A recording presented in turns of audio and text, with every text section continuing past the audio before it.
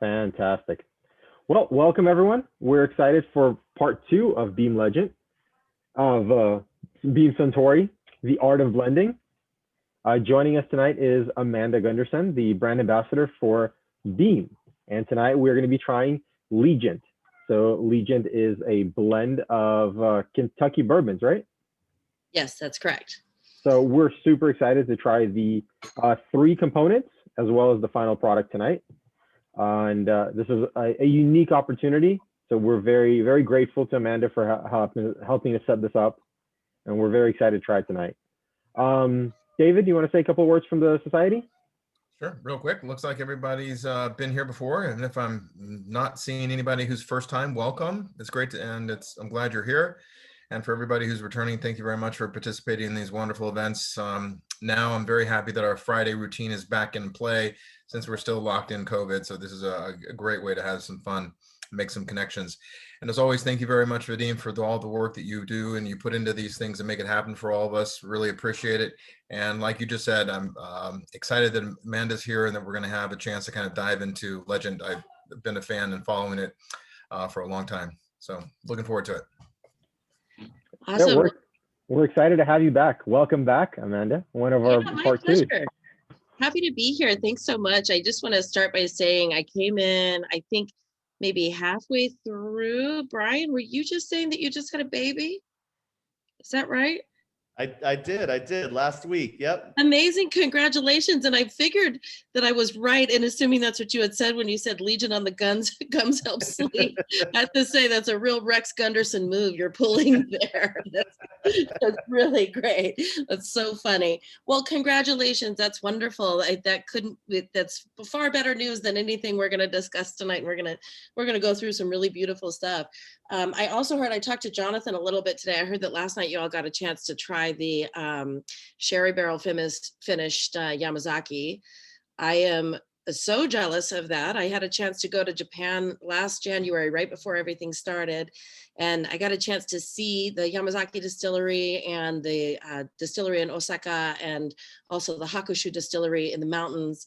And we tried a lot of wonderful things, but I by no means got a chance to try that particular mark of whiskey. It never even occurred to me that Jonathan would even be able to get his hands on a bottle of that. So I looked it up before jumping on today, and that what I found on Caskers, there's a bottle of it for $5,555.99. So I think it's safe to say that each of you probably had $100 worth of sherry finished Japanese whiskey last night. And I deeply wish, oh my goodness, you just had a baby. Maybe you don't need to finish that. I'll come over and grab it from you, Brian. But I do wish if I was ever going to join your club on any night, it would have definitely been last night. That must have been really such a treat. So tonight, we have something that is going to be a little bit similar of a treat, but I want to just refresh your memory for those of you who were on before, and for those of you who were not on the last time we did this. It's been almost a year, so I wanted to talk just a touch about the Beam family history before we get into the tasting. But I will say before I get into the history that this is very, very special. This is what these sort of came in, these bottles. This is what the components actually look like. On the bottom here, it says, sent to Megan Breyer, who actually was my predecessor 2.5 years ago. So that's how special these are, that we're getting down to the end of that. Confidential discard post proposed tasting. So these are really something that are very hard to get your hands on. I have been trying very hard for the last couple of years to get my hands on a bunch of components so that I can do this very same type of tasting, but with like our sales teams and with bartenders and all of that stuff. And I have never once been able to get them to agree to do it. You'll see as we get through the tasting, but they really tend to, with a couple of the components, really do a dump at one particular time of year, and that would be the end of the summer. And so, unless you're getting in there with the dump, it's hard to grab up the components. So when I started a couple years ago, I had maybe 10 bottles each of the components. And tonight, these are the last bottles. So I know it's like maybe 1 ounce each of the components, but each bottle holds about 25 ounces. And so I just wanted to make sure that you guys at least got to try something. But I am the last ambassador to the United States that has component whiskeys. So these are, it's safe to say, the last component whiskeys that are out in the market, out in the wild, so to speak, in the United States for potentially, the unforeseen future. So I'm very excited to share these with you tonight. I think we'll have a really fun time tasting them individually, tasting what the final blend was, and then, you'll have the ability to sort of take them and make your own little blend at the end of the night. I want to preface by saying I'm not a blender. I am a brand ambassador, so I'm not teaching you how to blend whiskey tonight. It's really going to be more about just the fun that you're going to have. So I would encourage you, as we get into the tasting, to leave plenty of whiskey behind as well, because you'll want to do your own little blend yourself of what you think might be your favorite Legent after we've tried each of the individual components and added just like a touch of water to each one. So Legent is really an exciting whiskey. It's brand new, roughly. It came out about 2 years ago, so it's still super relatively new to the market. It is something that, 7 years ago, 6-7 years ago, when Suntory purchased Beam, our master distiller, Fred No, put these barrels down to be made into a very special blend that would marry these two companies together, this sort of East meets West. American style distilling and Japanese style blending. It's something that's very much on the forefront of bourbon making. Blending is something that is extremely important to Japanese whiskey, extremely important obviously to Scotch whiskey, but is pretty rare to see in bourbon making. Generally speaking, when you're talking about blending in bourbon, you would be speaking about something more like our Jim Beam White Label. Jim Beam White Label will take 1,000 barrels at a time, blend all of those together to get consistency of flavor, and then bottle that big 1,000-barrel batch. That's not the type of blending we're talking about here. Here we're talking about 3 specific bourbons being blended together. That's extremely unusual when it comes to bourbon. But makes sense that this would be coming out of the James B. Beam Distilling Company, because the Beam family is really considered to be the first family of bourbon making across any whiskey category. I think anyone would tell you that Beam really is the first family of bourbon. And it's not just because, they're the Beams and Jim Beam White is the #1 selling bourbon in the world and, whatever. It's really because, for 2 reasons. One is that we currently right now have a 7th generation master distiller. We've never had anyone who wasn't in the family at the helm of the still. And he's in the process of handing it down to our 8th generation. So it really has been a family operation over the last 225 years.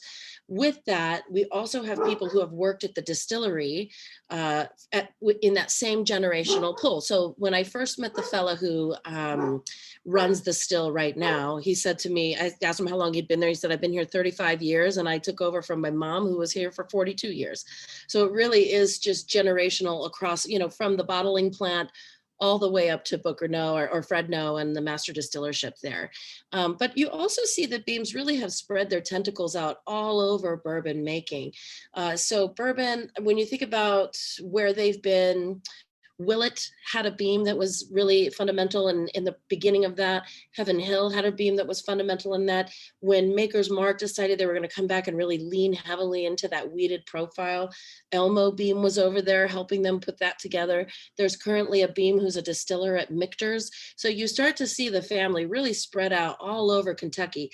We had absolutely nothing to do with Russell's. I saw somebody had a Wild Turkey bottle out here earlier. That I don't want to lay any claim to, but I will say that the Russells and the Beams have been generation over generation some of the closest friends and family members in all of whiskey making. As a matter of fact, the original Russell home in Bardstown and the original Beam family home are still standing, and they have a little dirt path that goes between the 2 homes because they were so deeply connected and have been for years. So, there you would probably have sitting over some smoked ham and next to a fire and drinking some either Wild Turkey or some Beam, a lot of idea sharing and best practice sharing between the Russells and the Beams. So they really have spread their tentacles out all over the place. But also when you see different parts of the bourbon history, every time there's sort of a rise or a major breakthrough or a fall in bourbon making where you need to see some sort of a turnaround, there's always been a Beam historically there to lead the way. It really started with Jacob Beam, who was our original distiller. He was an immigrant. He was growing up. His father died when he was really young. And so he had an uncle who was kind of a fatherly figure to him. And he was growing up in Maryland, and his uncle was really fundamental in the Revolutionary War.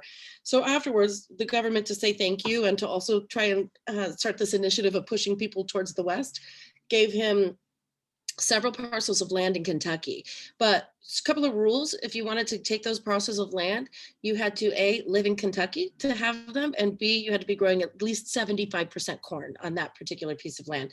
So when he died, he handed them down to Jacob Beam, and Jacob took him 3 years to get from Maryland to Kentucky. So what would take us about 12 hours today to drive from like Baltimore to Bardstown took him just over 3 years to get there. And while he was on the way, he was taking something that he loved to do when he was a teenager. He was fermenting apples and making cider. He was dealing with grapes and making wine. He was taking extra spent grains and distilling them and making whiskey. So this was already sort of in his blood from being a kid. But he made a mini still, strapped it to his back, and traveled from Maryland to Kentucky, making whiskey along the way and using that as a currency back in that time. So paying for his lodgings and paying for food and whatever. And that's how he ended up coming to Kentucky, starting out as a farmer.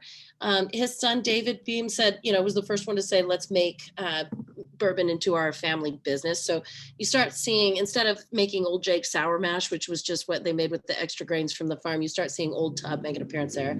But then David had a son named David M. Beam, and David said, let's move the distillery from Bardstown to Claremont, and we'll put it right next to the railroad.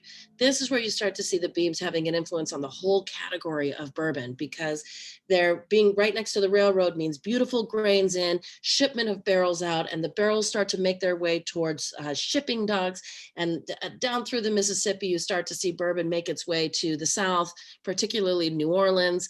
And that's all because of David M. Beam being the first one to do that. So big fundamental moment in bourbon making there. Then you see his son is Jim Beam.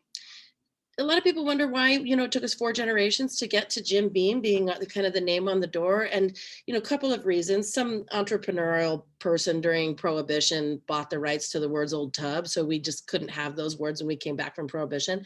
But also Jim Beam got us through the Great Depression, World War I, and Prohibition. And I think about that now. Like I've said that so many times, thinking about the history of the Beams, but when I think about it now, after having been through a year of a pandemic, it really is amazing to me, because he basically got them through 3 of these moments. And he was trying really hard to do other things during that time to keep them afloat. He was making, he tried to turn it into an orchard. He tried to build a quarry there. He was so bad at all of it that there was a joke in town that if he got into the mortuary business, people would stop dying, because he was just so bad at business. So, he tried really hard to hold on. But after Prohibition ended, he was able to get the distillery up and running in 120 days. Remarkable to me, because he was in his mid 70s at the time.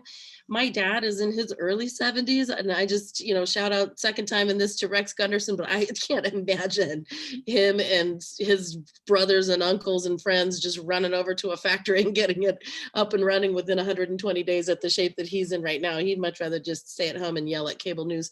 So I just can't imagine him doing that. So, they were amazing at getting the distillery back up and running. And then his son, T. Jeremiah, I won't spend too much time on him, because I do want to get to this tasting and we're real close. But T. Jeremiah was somebody who I particularly love, because he was just, him and his wife are just a couple of socialites. They love to party. They love to travel. They love to have a good time. They never had any kids. They traveled the world. He became a global ambassador, not just for Beam, but turns out for bourbon. In their travels, he was able to introduce bourbon to 100 different nations that had never even heard the word or seen the whiskey before. So he's really fundamental there in terms of, David M. kind of spread it across the nation, and then T. Jeremiah is the one who took it around the globe.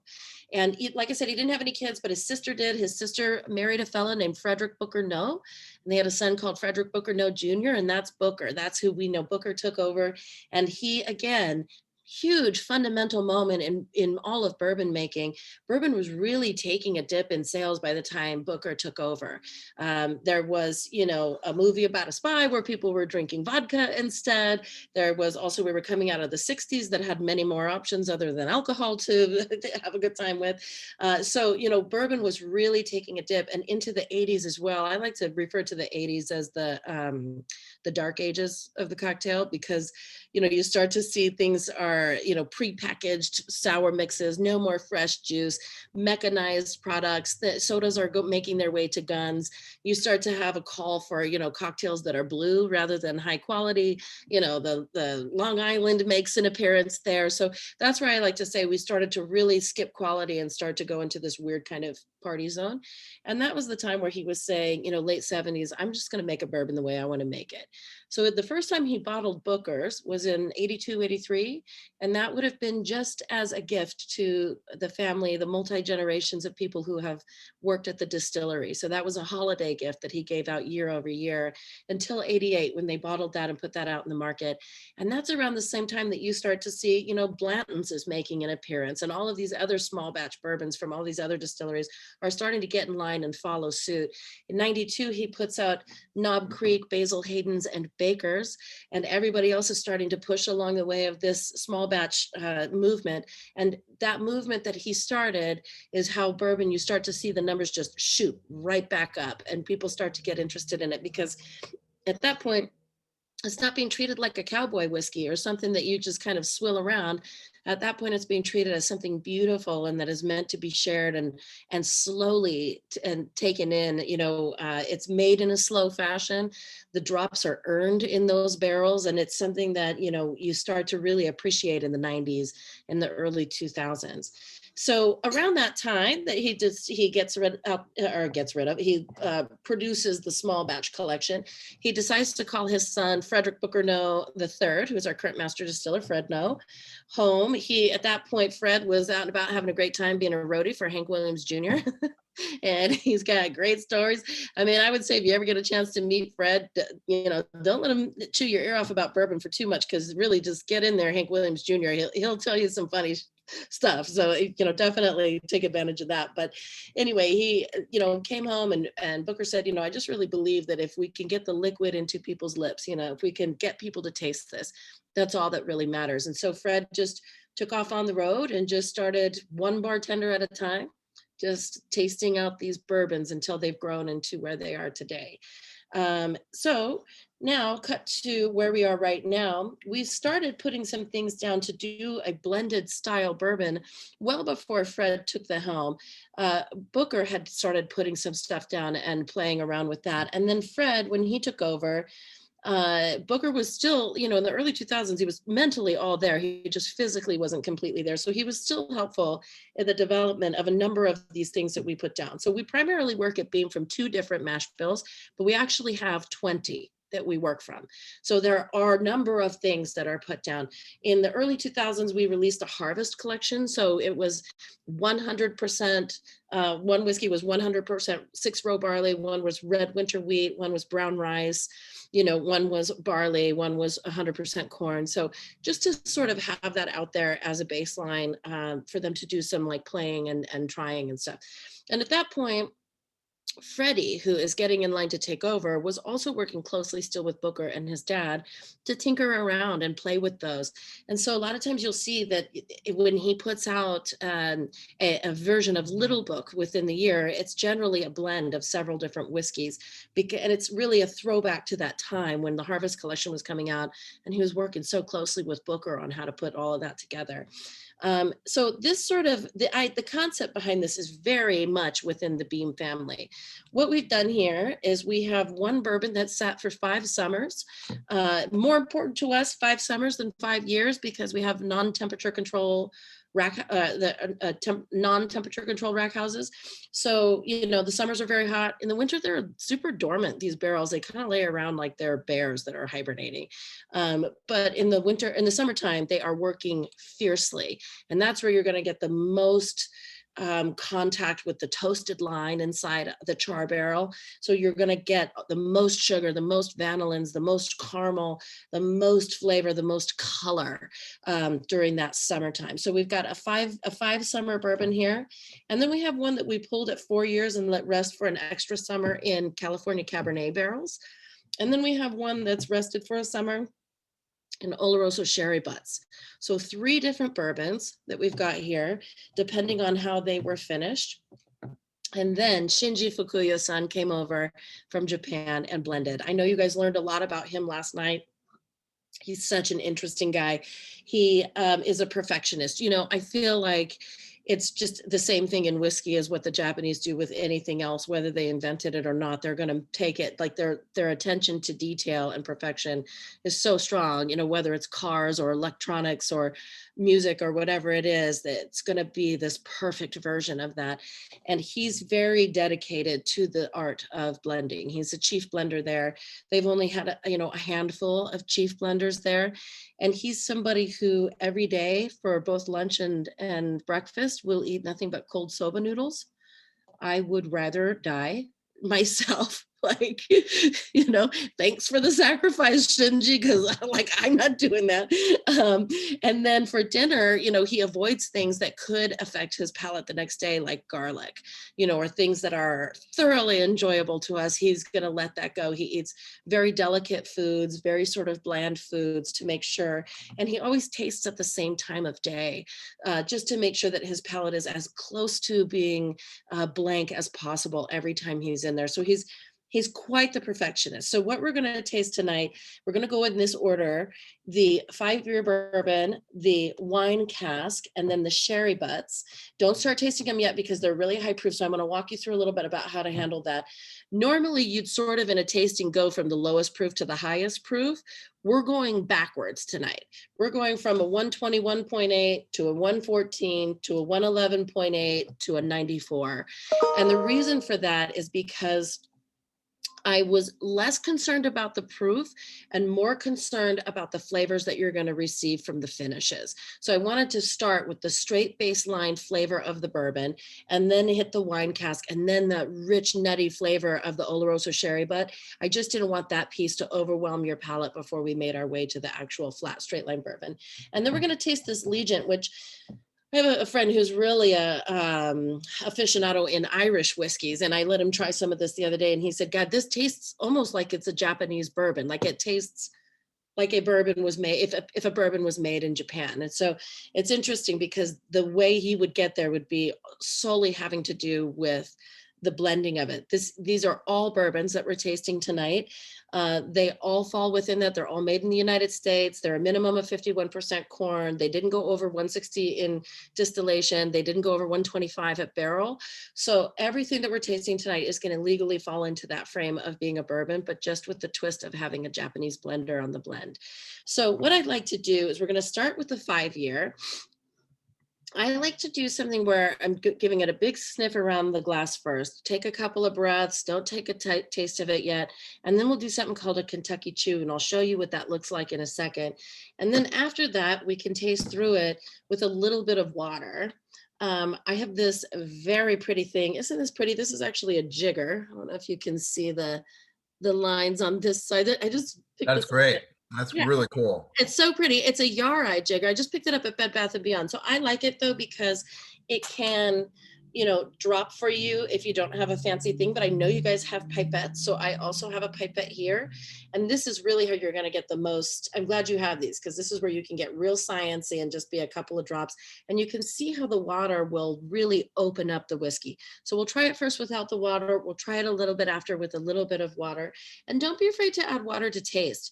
When master distillers are tasting whiskey before they go into the bottle, they will always taste them so that they get down to being around around 35 proof. So around 70% alcohol. And that, 70 proof, 35% alcohol.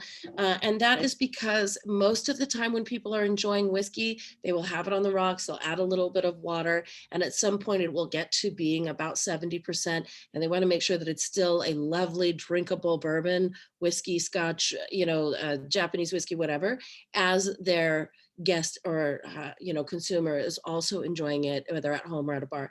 So, feel free to kind of dig in on that, but let's try it initially first with just blank with the bourbon. This is just the 5-year bourbon, and we'll give it a sniff. And I'll show you what this kind of tasting way that I like to do looks like. You can kind of develop your own tasting way of doing it, but this is something that we like to call it the Distillery of Kentucky Chew. It's something that Booker it kind of came up with, and I love Booker so much that this will always probably be the way that I do it. But you're going to give it a sniff around the edges here, always with your mouth open. This is a big deal. Difference between spirits and wine. I know you guys know this. You've tried so many whiskeys, this group. So I forgive me if I'm kind of giving you a lot of information that you already have. But you don't want to, in wine, you really want to stick your nose down in the glass, but your whole olfactory system is combined. And if you have a very high proof spirit, the ethanol can get into your nose and sort of burn your interior of your nose and the back of your throat without you even realizing that that's happened.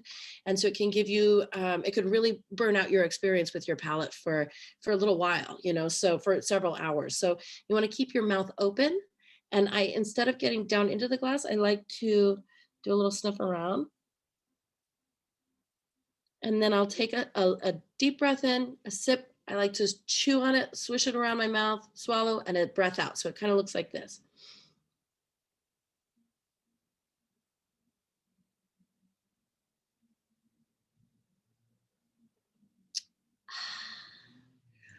So give that a little Kentucky chew.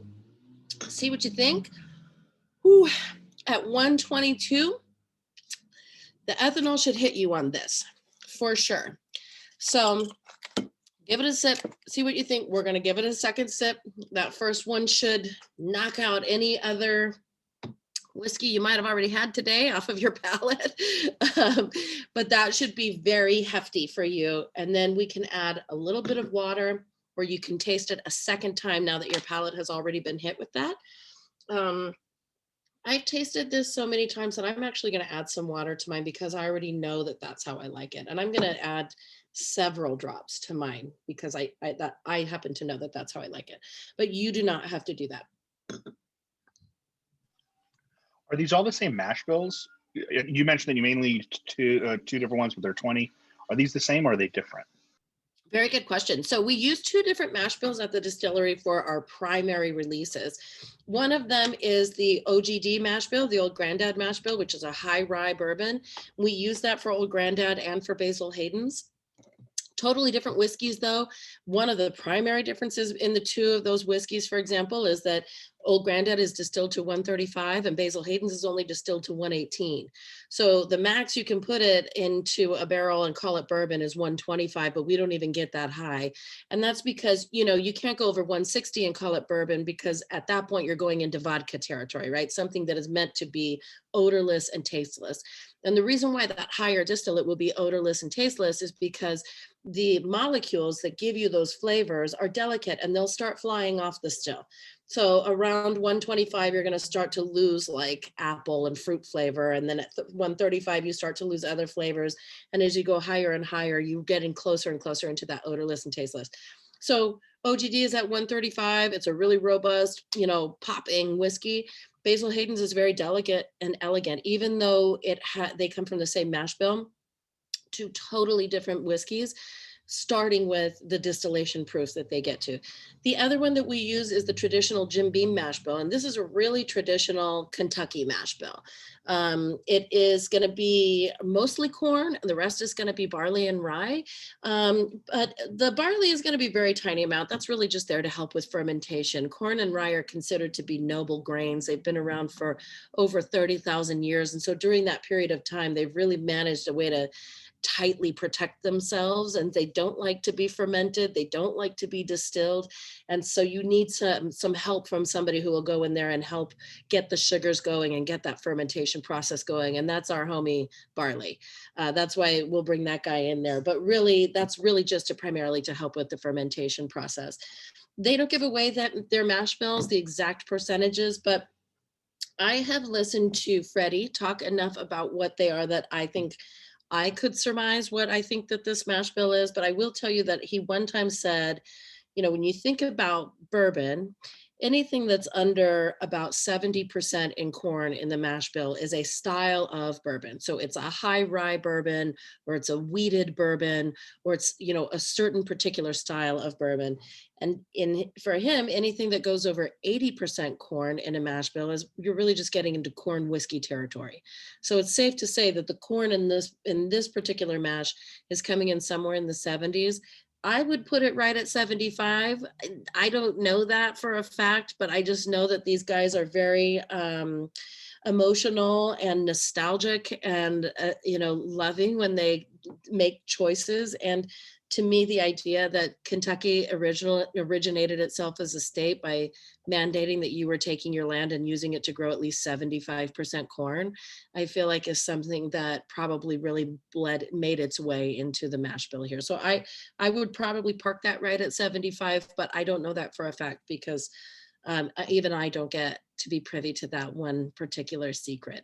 I mean, Fred, the way he always says it is like, hell, I could tell you 3 numbers that add up to 100, but you'd never know if I was telling you the truth or not. So, you know, it's just something that they keep very close to the breast, but that would be my guess. And then the other question, I'm sorry, it's a little off topic, but I've heard that the portrait of On Old Granddad is of Basil Hayden. Is that true? Well, Old Granddad was definitely named after Basil Hayden. So yes, that would make sense. The gentleman who the grandchildren named it after, their old granddad, Right. was a fellow named Basil Hayden. Yeah. And that's right. And so I heard like the portrait is a portrait of Basil Hayden. Yeah. And that's funny, very similar to Booker's on the 5-year bourbon. Booker's is aged for longer than 5 years, and it comes from a different part of the rack house, but it does have the same mash bill. And it's always bottled at cask strength. So you would find that somewhere around 121.8. I think that would be common to see that on a Booker's bottle. So very, very distinct shout out, Sean. You're right on the money there, that it's getting much, much closer towards Booker's. And Booker's is something that, you know, you got to be careful on because they do it with non-chill filtration. So does everybody know what non-chill filtered means? Yeah. Okay. So, you know, that's something that those fatty oils, when you leave them in, they really coat your mouth, and they make it so that you don't get hit over the head with ethanol in the beginning. So it allows you to have all those flavors, but it also allows you to think that you're maybe not drinking as much as you are. So Booker, he used to refer to Booker's bourbon as pajama whiskey, because he would say you'd either need to be in your pajamas or on your way to your pajamas if you're going to start drinking Booker's for the night. So, you know, do be careful with this one, because it is similar to Booker's, especially in that proofage point. So I would encourage you to water this one down and let me know what you think. But while we've got it here, like I said, keep a little bit in there, not just to be able to blend a little bit, but it's nice to just on the nose go back and forth. I think you're going to be very mind blown a little bit, because the wine cask that we're about to taste is extremely different. But the only real difference between these two bourbons is that this one spent 5 summers just as a bourbon in new charred oak barrels. This one, though, that we're about to try, I don't have any whiskey in here yet, but this one, you can even see the color is so rich and dark. 1 summer in California Cabernet barrels, and this is the flavor profile that we get from it. So go ahead and pour yourself some of that. Remember, keep some to the side, because we've got all these pipettes, and we can have a little science class and drip some drops back and forth and do some blending here at the end of the night after we've tasted Shinji's blend.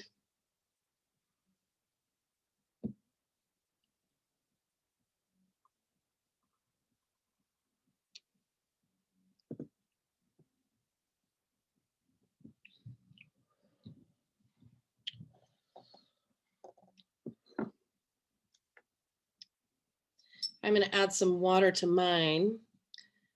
I've been in my PJs for the past year, Anna. Same. That is so funny. It didn't even occur to me that last year was the year of Booker's. Yes, loving the nose on this. Interesting and much different. That's some of the commentary we have from here. It is, God, even on the nose, it is just so different.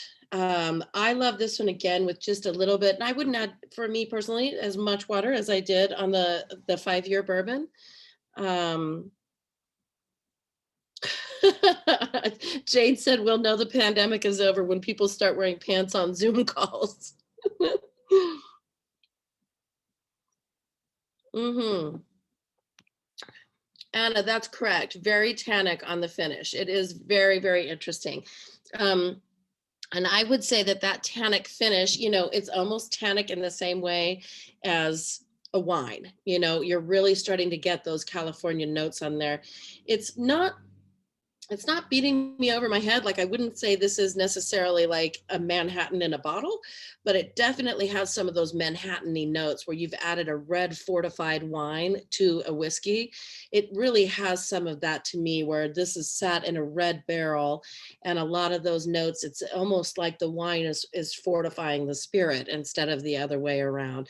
So it does have almost a little bit Manhattan notes to me. Anyone else have any other thoughts before we make any moves to our next one? Okay, this one's the sherry cask.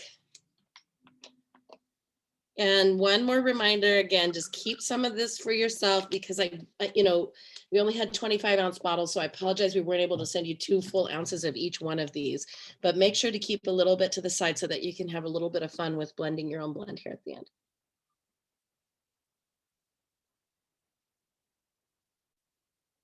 Yeah, the wine cask bourbon is really nice, Jane. I love the color on the third expression. It is. Mm-hmm. Mm-hmm.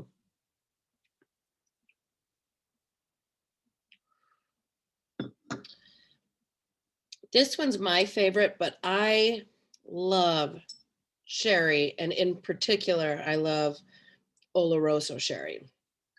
It's like just one of my nerdiest things that I love is a little sherry. So for me, this is the one. I have never done a tasting where, yes, the nose on the sherry is oh so buttery from Jordan. That's exactly right. Yeah, it smells so delicious. It is so good. I've never once done a tasting where somebody didn't ask, at least with this one or the wine one, why don't you just bottle this on its own, And this one in particular would be the one for me that I'm like, oh, we should just bottle this. It's so good.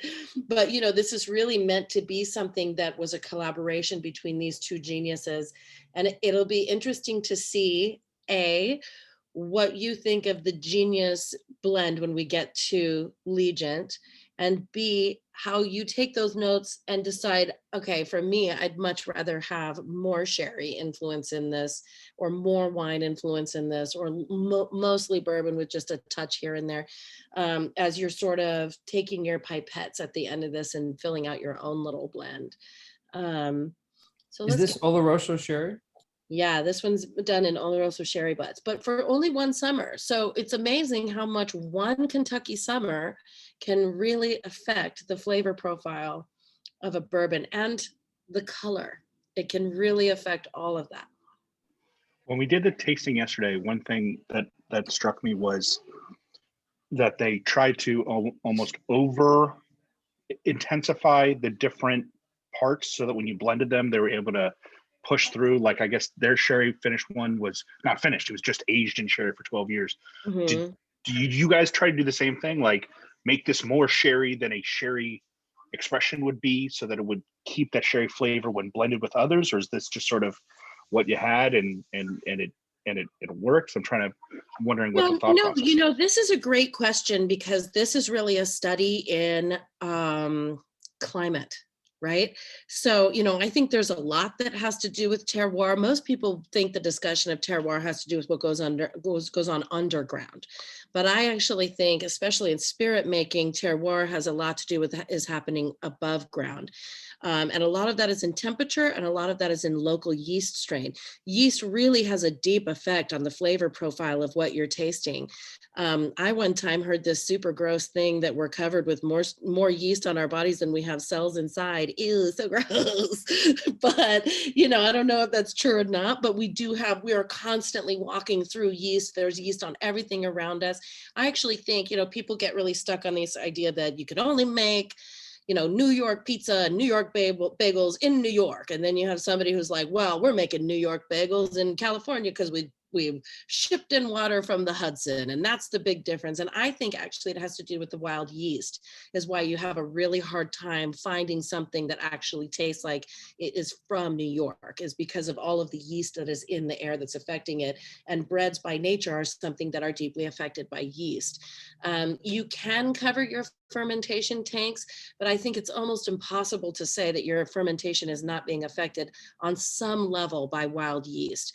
The open vat fermentation will have more of that interaction with the air, but also the temperature and the altitude will have a much bigger effect on your bourbon, its aging process as well.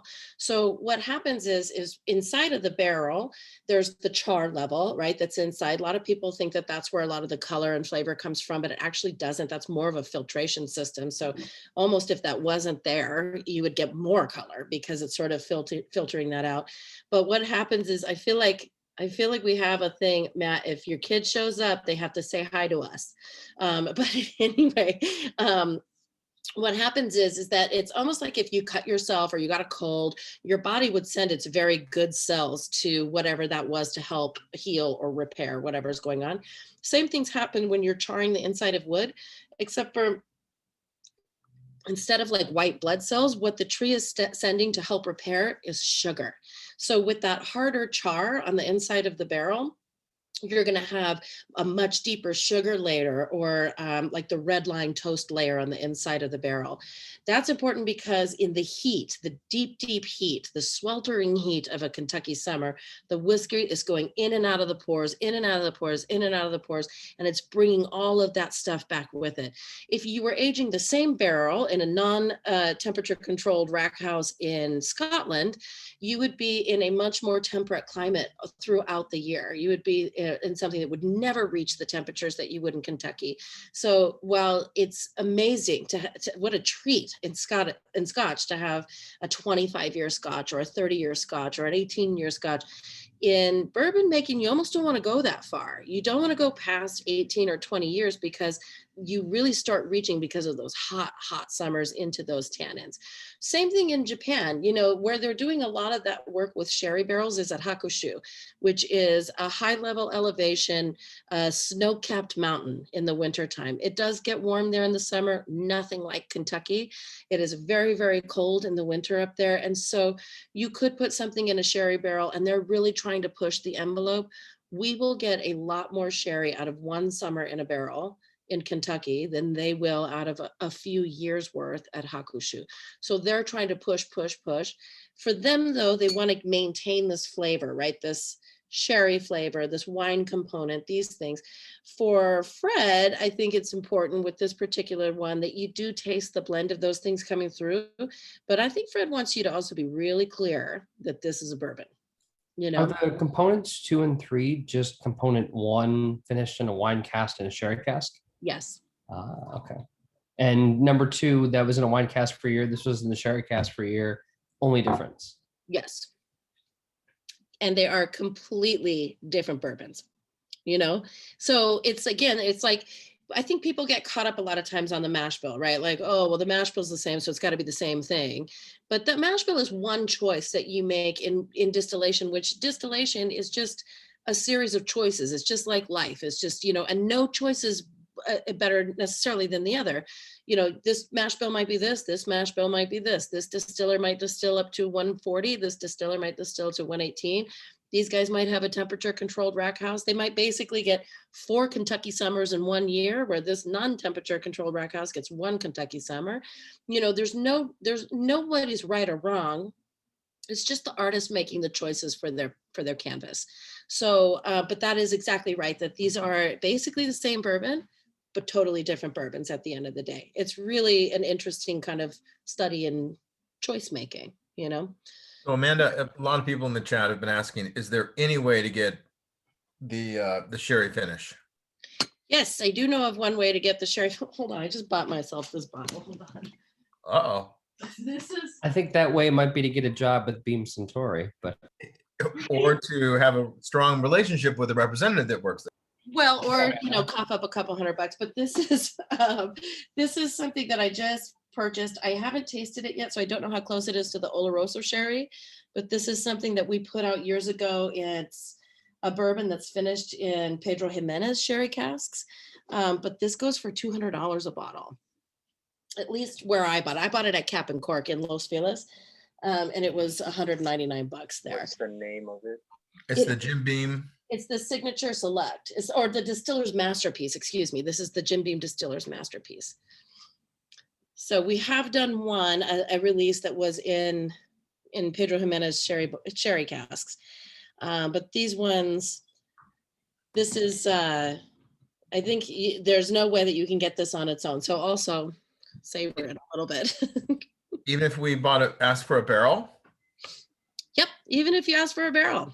The reason behind that is because those barrels are used to make Legent.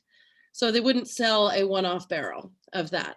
It's really, really great. So I Yeah. love the fact that we're tasting these individual components. Yeah, me too. I mean, I love it too, but they also wouldn't sell a barrel of something that we don't offer in the market. You know what I mean? So you could get a barrel of Knob Creek, you could get a barrel of whatever, but these are component whiskeys that are meant to be in this particular blend. And so, it is still a small batch whiskey, what we're about to try in Legent. So it would throw off all sorts of levels of production at the distillery if we just removed a barrel out of that, because these barrels do have to sit for 5 years.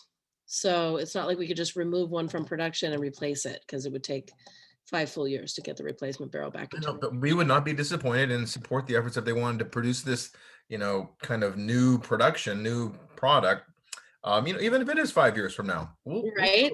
We'll still all be drinking. I have mentioned that to them a couple of times. There's, with the barrels, they're expensive. The Oloroso sherry butts are expensive. The wine barrels are not as expensive as the sherry, but they are very pricey for us. And so there was, in our innovations department, there was some work to try and understand, could we use the sherry butt twice? Could we dump it one summer, put the whiskey back in it and dump it again the following summer? And the answer was no, just for all of the professional tasters that are there, all of the scientists that are the type of crazies that would eat cold soba noodles every day, they just tasted it and they said, absolutely not. I happened to taste it and I thought it was delicious and thought we could get away with it. But everybody else who is there day in and day out was like, no way that we could put this into the Legent blend. And so I've been trying to convince them for a while to bottle that, because it is so lovely, like a second fill sherry butt that already aged for a summer, some bourbon in it. But we'll see what they do, because I know that they've got all sorts of barrels for innovations that are laying down. So they may have something like that that's a second fill sherry. But this, what we're trying tonight, first fill sherry. Well, first fill would have been sherry, so a second fill with bourbon. But our first. What do they do with the sherry barrels after they're done with them? After the first fill? They go to the innovations department to see if we can salvage them money wise. And if not, they'll sell them off. But what they're doing right now, we could buy a sherry cask They're that's not for already sale. been done and no, put some of the 5-year in it. no, they're not for sale. But nice try. But no, you they're can not. do a Pedro Jimenez tasting, David, and then buy that barrel. You can. I don't know if they're still making this one. I think this Distiller's Masterpiece is not something that we're still releasing. I think that's part of why it's $200 to get that bottle. So, but I like where your heads are at. I like that everybody's like, all right, if we all chipped in $100, then we could get our own barrel and fill it with a bunch of Jim Beam Black Label and just let it sit for a while. So I do have to say, I appreciate the innovation within this group. Well, so that being said, okay, so interesting. Seems like overall the favorite so far of the group, not necessarily of everybody, but The majority of the group, the favorite has been the sherry butt. So save some of that, to the side, all of that. Let's go into the Legent. Let's try this beautiful thing that was made by Shinji Fukuyo-san, this blend that was brought together, and get some notes on it. And then let's play a little bit and make our own blends. Well, as we're doing that, let me make it official. Let me toss out a poll and see what the actual favorite was, so we know for sure. Everyone take a second. Click your favorite component so far. You want to do a picture? Oh, we'll do that in a sec, yeah.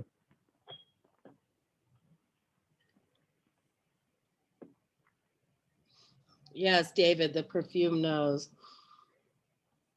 It is so lovely. We have one person who hasn't voted, but I think the majority have, 23 out of 24. And Amanda, you were spot on. Yeah, the sherry cask has it by a long margin. Nice. Yeah. I mean, the wine finish is lovely too. I love that one as well.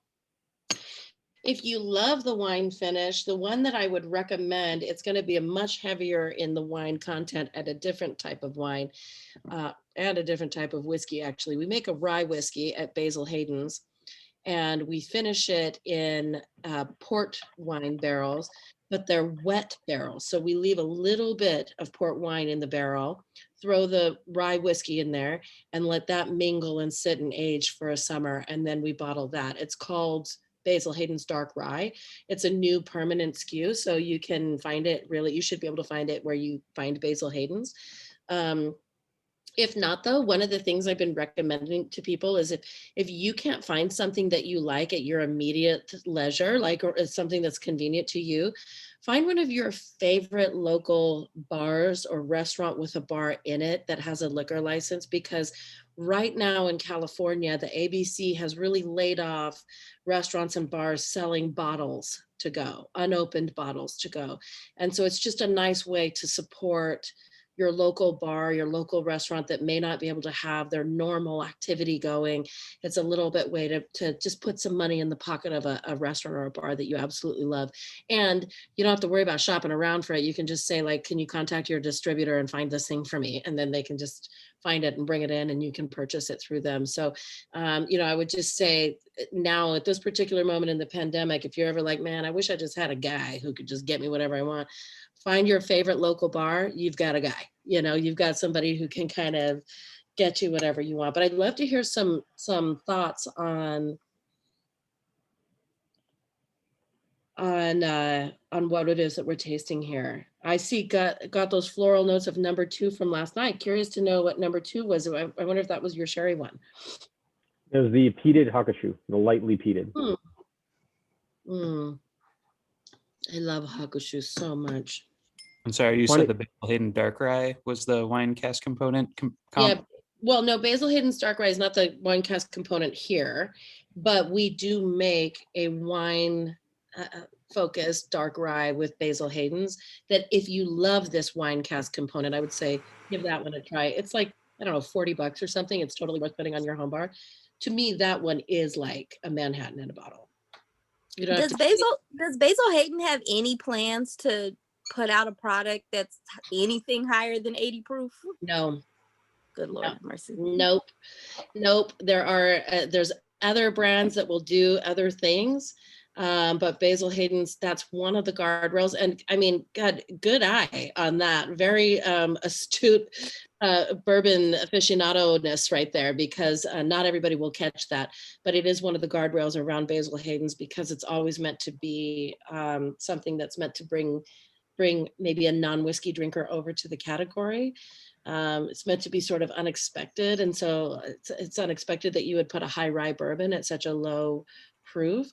And it's something that now that we've got these innovations coming out with wet finishes, right? So we've got like one that's a Caribbean cask where it's finished in a wet blackstrap rum barrel from Crucian. And then we also have the wet wine barrel. They're working right now on like an ice wine and something else. I don't remember what the other one is, but cognac, I think. I believe it's Crevassier. They're working on that wet barrel finish of that. I don't know if either of those two will actually make it to market, but I do know that that's what's going on within the innovations lab right now to try and see if that's something that we like.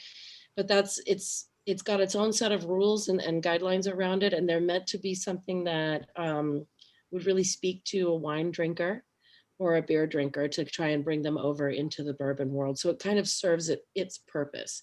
Is that a brand in your portfolio, that cognac? Basil Hayden's and Corvasia, yeah. They're all, okay, that And makes sense. yeah, and Crucian rum is in our portfolio as well. And so it's easy for us to get those wet barrels from there. But I mean, very good question. You will see some of these wet finishes that are exciting in Basil Hayden's, but Can you I would explain be what a wet barrel is? We had this discussion with a friend recently. A wet barrel, to my understanding, is one that still has a little bit of the old liquid in it. That's exactly Essentially. right. Little Okay. bit of the old liquid in it. Nothing's been drained out. Some people will take barrels. For example, you see this frequently in tequila, where they'll, most things are aged in used bourbon barrels because bourbon has to be first fill, right? So there's a whole subset of sales in bourbon where most tequilas, most rums, most scotches, most Irish whiskeys, a lot of Japanese whiskeys tend to be aged in a once used bourbon barrel. But a lot of times they'll take those and they will steam clean them to get as much of what's inside out of it, unless they want the influence of the bourbon. So some people will leave that in there for the influence, but some people will steam clean it to get that out of there and then let it dry, or even take it apart and let it sort of air dry and put it back together. A wet barrel is going to the complete opposite end of the spectrum. Not only are you not trying to steam clean it or get it out of there, you're basically mingling liquids inside. Much higher content of bourbon to a tiny amount of rum or wine, but it makes a huge difference in that flavor profile. Are there any legal I guess legal requirements or legal aspects to that? Because I mean, one could say you're adding to the bourbon, right? So how wet is too much? That's a really good question, because you could say that that's an additive to the bourbon. You know what? Let me actually, while we're talking about this, go look at the label of one of those that has had that, because I know that when we've done it with the rye, we still call it a dark rye, and the TTB would not allow that to happen if it had a ton of additives in it. But let me look at the Caribbean really quick if I can grab it. TTB lets lots of stuff slide. They shouldn't. Yeah, they're pedantic on some things, but then other things they don't. And it's the wet barrel concept was something Quan and I were just discussing, and we ended up on a podcast. If anybody has listened to that episode, but yeah, it's a very interesting concept of wet barrel, because I'm a big fan, and I love, everybody here knows that I love a nice wine finished whiskey, be it Madeira or port, and it's always, but there's of course that line that you don't want to cross, where you're like, oh, this is a port flavored whiskey. Like, you don't want poured into your whiskey. You want a port influence. So that's what's going on here. So this is actually the Basil Hayden's Caribbean, and this is done with a rye as well. But rye would have the same legalities around it as bourbon. The same thing, has to be at least 51% rye. It has to be, basically all the other rules around it with bourbon. And this one, it says on top that it is a rum finish. Kentucky straight rye whiskey blended or with Canadian rye whiskey and finished with rum. So it's calling it a rum finish, not a rum barrel finish. So that's the language that they're using around it on the TTB, but it definitely has a bit of an addition of rum to it because it is a wet barrel. So you mentioned earlier about, sorry, go ahead, Pat.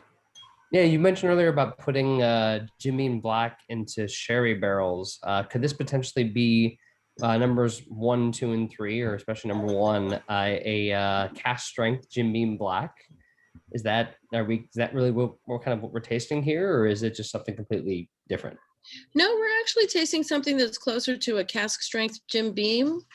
I think it's actually not quite that, because Jim Beam tends to be the barrels that are on the outside of the rack house. So they're closer to the center of the rack house where you would find Jim Beam Black barrels. But Jim Beam Black is almost 8 years. And these whiskeys that we're trying tonight are not going really past 5. So I wouldn't necessarily say that this was Jim Beam Black, but I just was saying that earlier as like the whiskey that I personally would be like, if we had a sherry barrel, that's what I would be throwing in there is Jim Beam Black to let us sit for another summer. But what we're tasting is maybe closer to a very young Knob Creek. Because Knob Creek will go all the way up to 9 years. So these barrels are going to be found in the same part of the rack house, much more around the area of Knob Creek, but they don't reach the age statement. Thank you. It's funny you mentioned Knob Creek because I was remembering a Knob Creek tasting that I did a few years ago that was paired with smoked hams. Oh yeah. Boy, I tell you what, if I feel like if Fred Noe, our current master distiller, was a bourbon, it would be Knob Creek. You know, he's just like no bullshit. He's, you know, got all the integrity in the world. It's 100 proof. It's like the robust thing that's the industry standard for robust bourbons, you know. But one of the things that Fred and his dad do, Fred still lives at the Beam family home that has been in their family for 200 years. You know, it's had renovations over that period of time, but he still lives there. But they still have that same smokehouse outside that was kind of originally made from some sort of clay mud combo thing that they've got where they smoke hams. And that's also been something that they've handed down from generation year over year over year is the ham smoking. As a matter of fact, Booker, his dad used to keep a smoked ham in the trunk of his car, and he would go around, and if you had smoked ham on your menu, he would be like, hold on, let me go get mine from my car and we'll just do a taste test here. So that was really an important bit of their whole family history, and they're still smoking hams today. I mean, I think, you know, Booker would go a little crazy, and, you know, when he'd be grilling, he had no problem throwing some Booker's whiskey into some barbecue sauce even. Just, you know, If you're making it, you're not paying for it. Exactly. I'm not putting a $100 whiskey into some barbecue sauce, but Booker had no problem really just living the life he wanted to live, especially where it came to smoked ham and bourbon. So I'm not surprised that you had that pairing. They're perfectly together.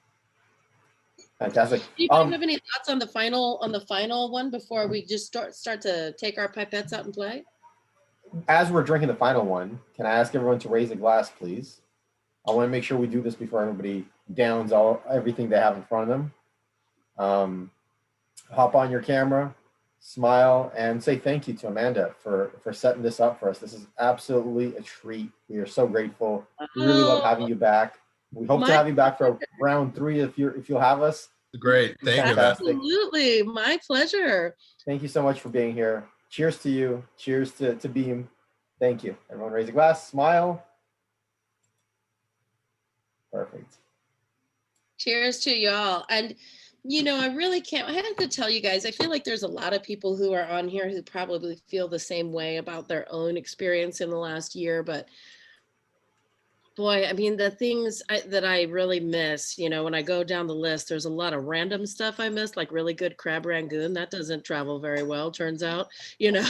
There's little things like that that are like, oh, but you know what I really miss is just hugs and people. And I was telling my sister, who, you know, thank God I have a therapist in my family, but I was telling her the other day, like, is this weird to say that I miss strangers? You know, like I just miss meeting new people, and I miss making new friends, and I miss strangers. And these are the types of events within my world where we would normally get to like stand around afterwards and like have drinks and food at the bar and talk and like really get to know each other and leave with some hugs and some things that we haven't been able to do in a while. So this type of interaction for me really means the world to me. So I appreciate everybody coming and enjoying and cheersing and having a fun time with these whiskeys tonight. And, you know, in that vein, I invite everybody to, you know, the one good thing about us doing this at home is that we do get a chance to do this, is to take your pipettes. And if you need to pipette, sometimes I'll just pour them here. At this point, it's a very distinct science for me, but, you know, and kind of play around with them and your water, and just encourage you to kind of make your own version of Legent, because this is one of the only chances that you'll ever get to do this kind of a thing. So, you know, please enjoy kind of playing around with this, and keep some of your Legent in your glass so you can kind of go back and forth and see what Shinji came up with versus what you came up with, and just how you like it. I feel bad mixing this sherry cask with anything. I just want to drink it on its own. But Yeah. as you know, to your point of hugs Right. and missing people, and I think these virtual tastings for me have really been a blessing to where I'm not exactly a big bar goer. So even when we were able to see other people, I would only go to bars for tastings, and I met some amazing people that way. But I've been able to make some really good friends in this group because of these tastings. And one of our master cocktail makers and agers of cocktails is actually on the tasting today, and it's his birthday. He's a high quality lawyer who part-time delivers tasting kits to the West Side. So I just want to say happy birthday to Jordan. Happy birthday, Jordan. Wait. And- No. Thank you. Wait, can't, Happy we've done it birthday, before, Jordan. Vinny. We've done it before. I know, Let's do it again. and on 3, we're all gonna terribly sing happy birthday to Jordan. Are you guys ready? 1, 2, 3. Happy birthday to you. Happy birthday to you. Happy Hey, Jordan. Happy birthday to you. Cheers, buddy. Thank you guys. Thank you. What are you, 39 again? 42. 42. Yeah, 42. I'm finally as old as my wife. Watch just a fist fly out from outside the screen. Just I watch know, a right? shoe. I bet you she loves that joke every year just as much as the year before. She's 6 months older than me. She really hates when I point it out to her. Her college roommate's on this tasting, actually. Oh, amazing. So yeah, I'm really worried about the moment when he goes back to traveling and starts charging his hourly rate for delivering the kits. Everyone on the West Side is screwed. But yeah, I'm stoked. Let's do this. Let's throw some parts together and see if we can narrow it down. Yeah. We got some math teachers on here. We're making work overtime. 1 and equal 2, and just a bit of splash of the sherry. Oh, Just because you're stingy with the sherry. Get out of here. Hello. It didn't need I that just much. dumped all my leftover together. It's really good. I It really tastes thought nothing like that the Legent. I thought that the Legion had that astringent kind of finish the way that the wine one did. So I'm thinking, okay, that was a pretty heavy percentage, and then you need the base of the 5-year to kind of. Then you didn't need much of the sherry because the sherry was just so strong and pungent. I in my opinion, it wasn't that much in the final product, and I'm very happy with it. You know, I just did that, what you just suggested, with kind of equal parts of 1 and 2, and then maybe like a little half pipette of the sherry. And that is quite delicious, I have to say. It was Yeah. easier last night when it was 2 darks and a light. These are all kind of same color. Mm-hmm. That's what you get with bourbon. Mm. It's that So yummy. fresh oak that makes it super dark. No, I really like what that. I like that. I like that combo a lot. So does someone want to throw out an idea of how many milliliters in our pipettes we should start playing with first to have some fun with our science experiment here? I'm going 4, 4, and 1. And then you got to throw in some water too. Maybe bring it down to 94. Yeah, bring some water into those mixtures. And then you got to give it like 6 months to rest, to really marry, and then come back and tell us what you got.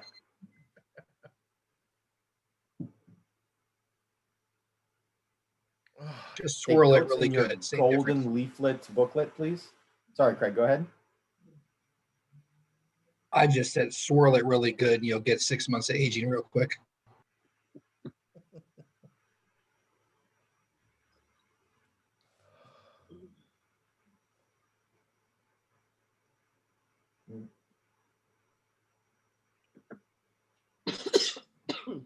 Excuse me, that just went down the wrong pipe. Whew. I actually got it pretty close. That seems very similar.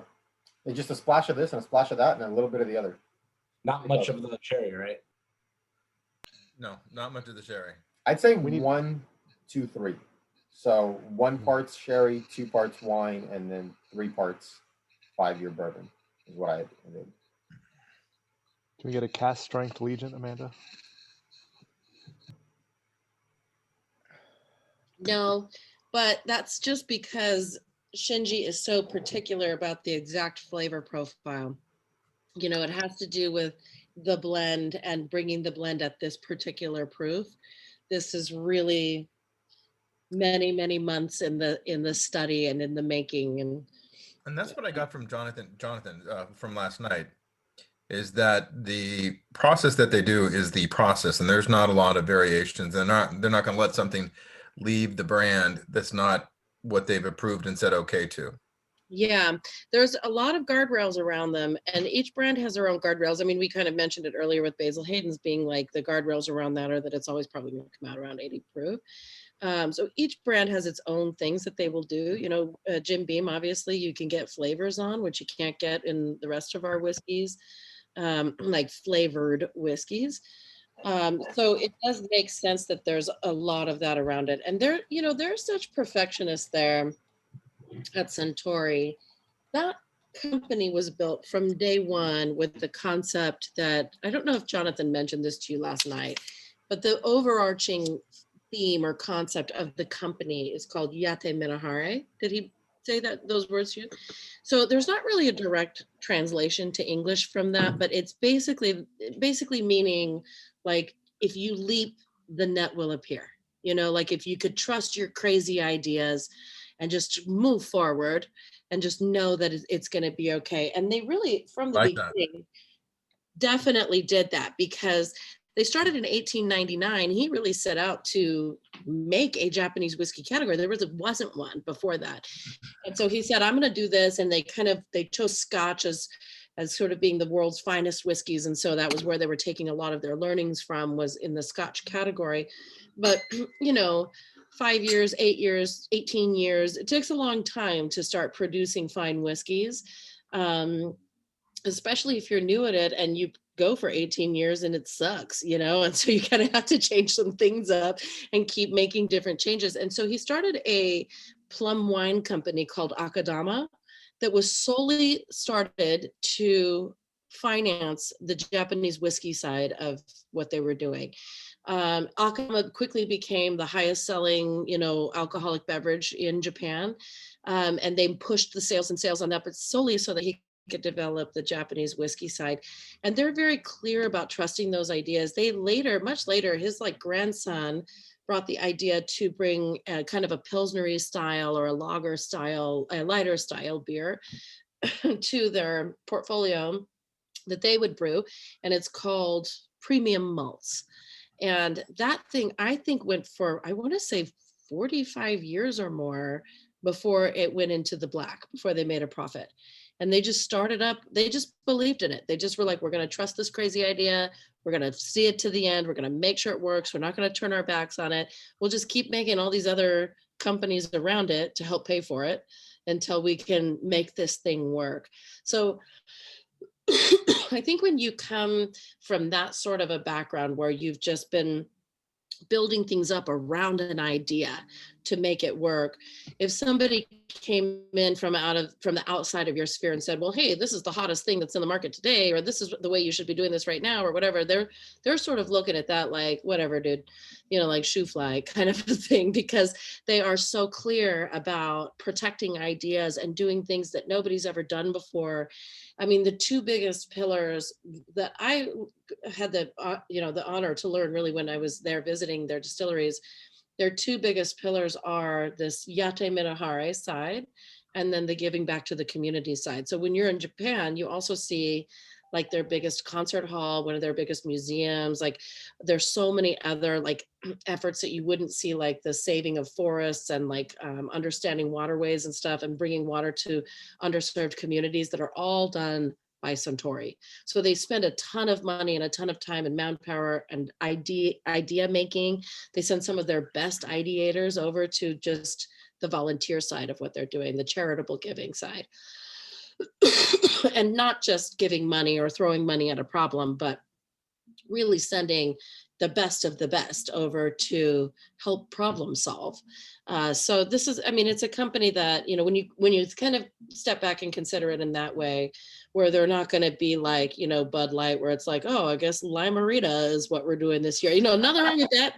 I love being in a pool with a Lime-A-Rita, so I don't mean to talk badly about Bud Light, so, but, they're not the ones to be doing something like that. They're going to really go after the tradition and really bringing an idea to its full fruition, even if it takes them 4 decades to get there, you know? So, yeah. Anybody else have any other questions for me? I feel like we could all just turn off our mutes and get into it. I'm just thinking about smoked ham. I don't know about you guys. Me too. I know, me too, since you said that. Yeah, tastings with food pairings. Man, I'm looking forward to those. We're just getting together doing a bottle share at John Debney's house, you know, where he's going to smoke a brisket, or maybe he could smoke a ham. Poor John Debney. I have some sushi coming soon. I mean, I'm down to try a ham. I can't guarantee it'll be that good, but I'll try. And luckily, Let's Jordan just talk- knows my let's address. just talk So he to Jordan, he and if sushi Jordan, me too, right?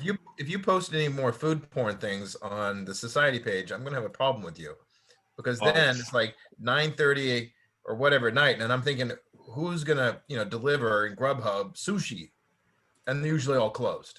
Yeah. Well, not to speak of another brand, and I'll do just real quick here, but potentially when I bought the McConnell's Garrison Brothers whiskey, I also bought a pint of Garrison Brothers cookie dough, which my wife might have just baked into cookies. So for dessert tonight, I might have McConnell's cookie sandwiches with the Garrison Brothers McConnell. 100. So that might happen. That's like if it a happens, I birthday might post to it. me. I'm just saying. That's awesome. Well, I will also. Where do we send hate mail? If anybody wants his address, I can give you his address to send hate mail. I'll tell you guys something that some friends of mine is. I'm not gonna have hate mail just to eat all the things. Right. Some friends of mine in Sacramento have been doing a thing there where they will, each one of them will bring like a bottle of scotch. They do it every, I think Monday, but you could do it on Sundays. They call it Scotch Breakfast. And they start at like 10 o'clock in the morning, but there's a bunch of like bartenders. So Monday makes sense for them. But anyway, they just meet at a park where there's like a public grill, or maybe one of them brings a little Smoky Joe or something. And they just set up the grill, and you bring a scotch and whatever they go and grab from the local butchers, a bunch of like brats and sausages and whatever. So your job is to bring a scotch and a mustard. And they just throw these dogs on the grill, like all these different brats and sausages and stuff. And they have little tastings of the scotch, and they have the mustard sitting out there and a bunch of hand sanitizer, and they're all standing 6 feet apart at a park, and they're just enjoying scotch and sausages together. So I think it's a great idea. That sounds fantastic. Yeah. That sounds great. Speaking of which, you have actually, how about this? I think this has been fantastic. I think everyone had a great time. I think we should round out the recording, and then we can just hang out. So thank you so much, Amanda. Thank you to everyone for being here tonight. I love setting these up, and I really appreciate these wonderful opportunities to try something that we normally would never be able to. But I do appreciate everyone else being here, because just me and Amanda sitting here tasting, she probably wouldn't be down. But 25 of us, she's more interested. So thank you. Cheers to everyone here. Cheers to Amanda. Thanks for being everybody. Here. Thank you, Amanda. Here's Amanda.